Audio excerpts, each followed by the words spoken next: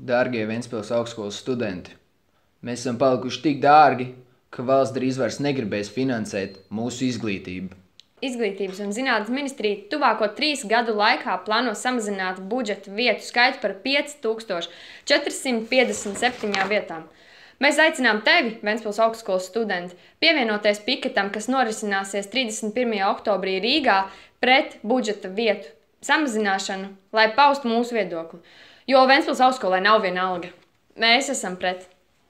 Mēs esam pret. Mēs esam pret. Mēs esam pret. Mēs esam pret. Mēs esam pret. Mēs esam pret. Mēs esam pret. Pirmdien mēs dosimies piketā. Vai tu nāksi ar mums?